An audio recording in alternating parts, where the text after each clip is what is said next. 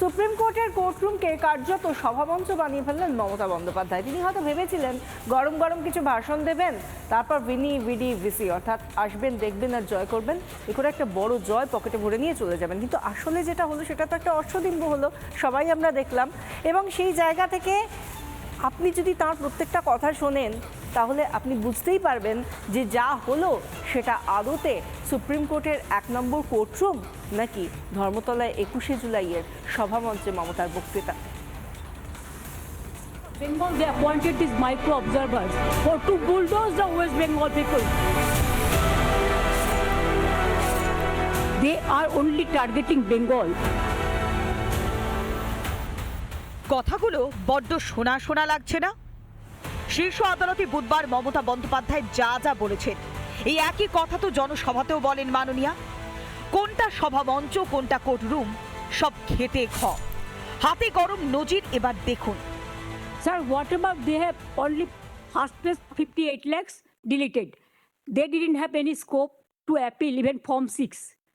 Number 2, the second place 1 crore 30 lakhs. Only my request would be, whatever the system is maintaining the other state, they are only targeting Bengal. They are targeting actual Bengal. They are targeting actual migrant workers.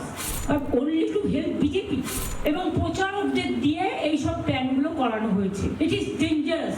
The plan is alarming for democracy.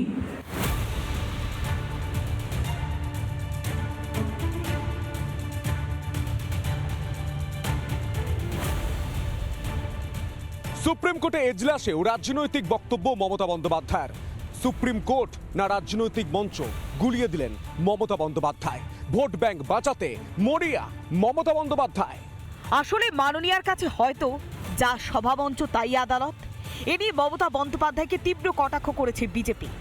বলা যায় কি বলা যায় না এবং কি বলে সম্বোধন করতে হয় বিচারপতিদের, সেগুলো তাকে কেউ সাহসও করেনি একটু বলে দেওয়া বা বুঝিয়ে দেওয়া।